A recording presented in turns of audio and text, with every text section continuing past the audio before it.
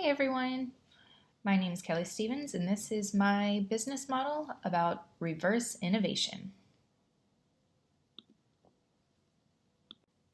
So what is reverse innovation? Our textbook defines reverse innovation as producing goods for the developing world, then repackaging and reselling those goods at a lower cost to industrialized countries. This is different than regular innovation, where industrial countries create the products and are then adapted to meet the needs of emerging markets. The business model triangle for reverse innovation is as follows.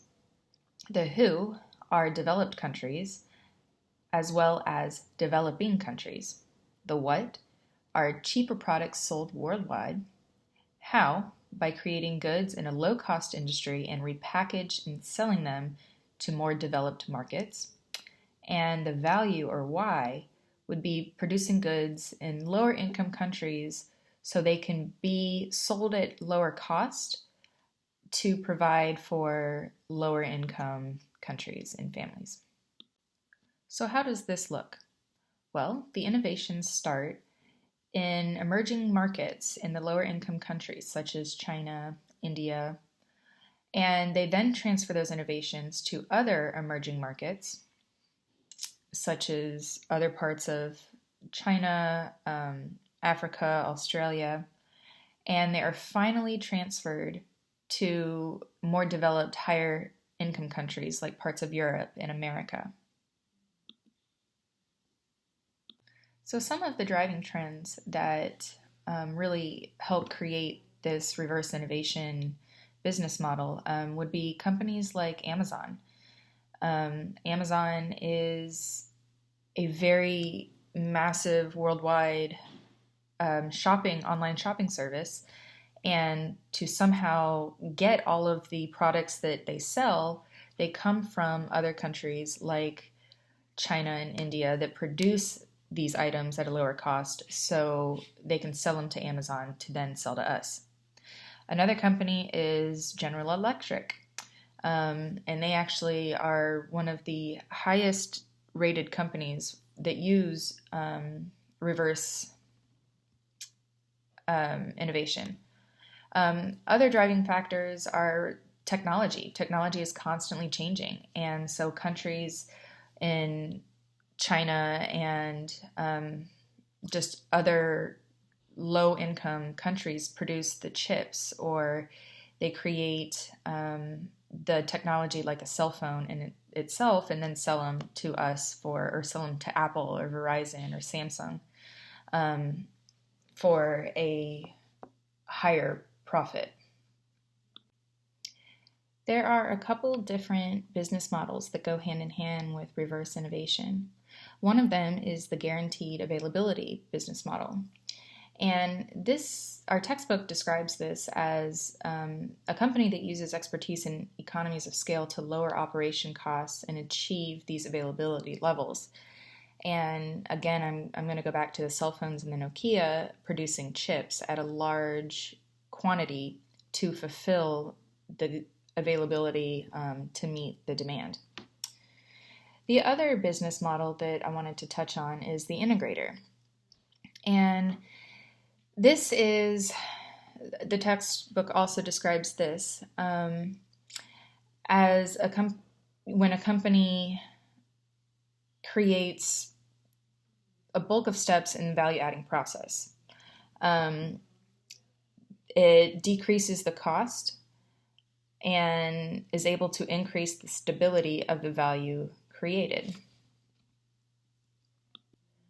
One of the companies I want to talk about was mentioned in our textbook is General Electric. GE is one of the leaders in innovation, in reverse innovation, and our textbook mentions GE and how they use reverse innovation to create medical equipment in India at a cheaper cost and disperses them around the world for cheaper than anywhere else. One example I want to focus on is the Lullaby baby warmers. Originally created in India due to the high rate of infant mortality, this invention helps regulate the temperature of newborn babies, keeping them healthy and controlled. The business model triangle for this innovation goes to the healthcare facilities for newborn babies. And the value of this is $300 a machine. And so it's affordable for all maternity wards, that they can help save the infant mortality rate and bring that down. So my flow diagram is one where GE creates the Lullaby baby warmer that is then sold to India for maternity wards and hospitals. They then send it out to lower income countries to benefit the same way that India benefited, and then it goes globally. And there are now over 80 countries, both rich and poor countries, that utilize this Lullaby baby warmer. Some of the driving trends that GE faces is Procter & Gamble, which is another company that is dedicated to improving the health and wellness of every community they touch. Brands like Pampers, which is also under Procter & Gamble, donated $200,000 to hospitals in India. Procter & Gamble also has the Children's Safe Drinking Water Program, which produces clean drinking water for countries that cannot access clean water so easily. And they have partnered with over 90 countries to provide clean drinking water for countries in need. The other models that are used with General Electric would be Target the Poor. That is a business model that targets customers with lower purchasing power to offer them affordable products and services that are needed to help their well-being. GE is known for their innovative ideas. Some of the other ideas they have that are well known is the portable EKG machine and the pocket-sized ultrasound machine that are both used worldwide and were originally created for lower income countries like the Philippines and, again, India, and have now become worldwide equipment.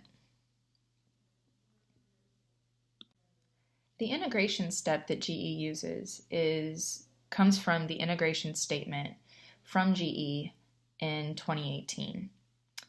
They addressed three things: integration, that requires a lot of analysis; validation, which is testing the complete range of possible interactions; and future evolution, that does the integration framework meet standards that will evolve to meet users' growing demands. And these are three core values that they recognize, face, and answer with every integrative step that they take. The implementation step is, for GE, is when they are able to assist customers in preparing the installation site of the healthcare devices at the actual facility. So they create pre-installation manuals and make sure before they install the equipment that it is quote-unquote site ready. The next company I want to talk about is Tata Motors and their Tata Nano car. Even though it looks like a Fisher-Price toy car, the car is known for its cost-cutting features, such as 3 walnut camera wheels, access to the trunk from the inside, and a windshield wiper. The Tata Nano is actually the cheapest car in the world, and it was made in India for the people of India in mind. It only cost $2,000 to $25,000 US, and is manufactured by the second largest car manufacturer in India. The Tata Nano was originally designed for India and the lower income cities in India. And they wanted to provide an affordable and reliable vehicle that anybody can drive and anyone can afford.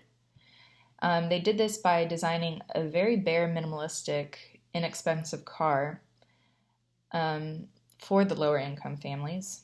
And is offered at a low price of $2,000.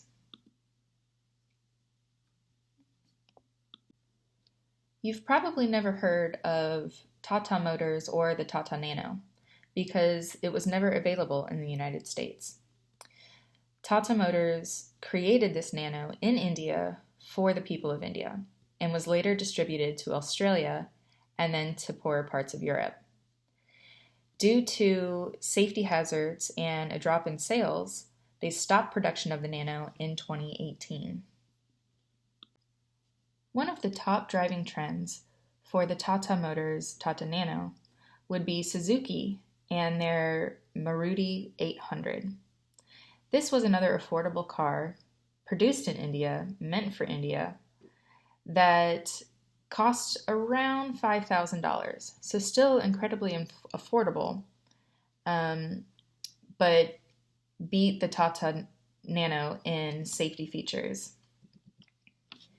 And another business model that this company focused on would also be to target the poor, because it was meant for lower income, built in a lower income country that was designated to serve its own people.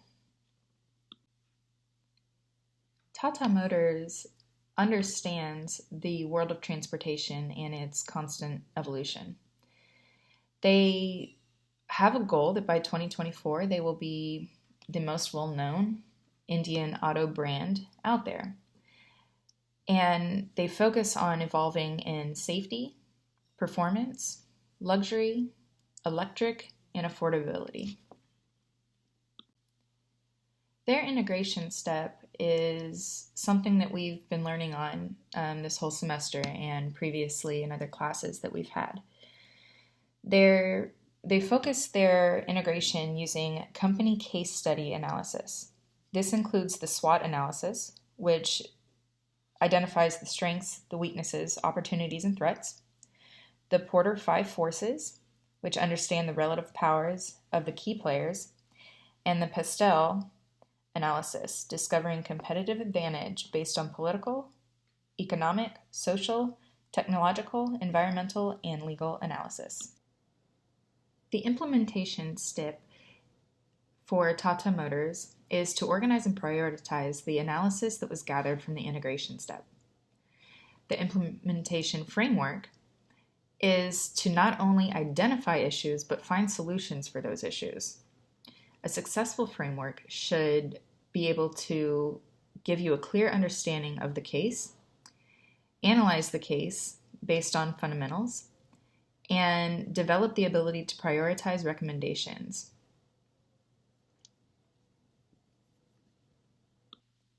Some of the lessons I have learned, one came from the Tata Motors, where they quote, implementation framework differentiates good case study solutions from great case study solutions.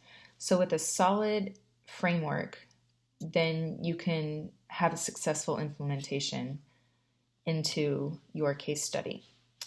Another lesson I learned was that reverse innovation starts in the poorer countries, and it is designed to serve the lower countries before expanding to more industrialized countries. Please take a minute to go over these 3 quiz questions and their answers in red. Thank you for watching my presentation.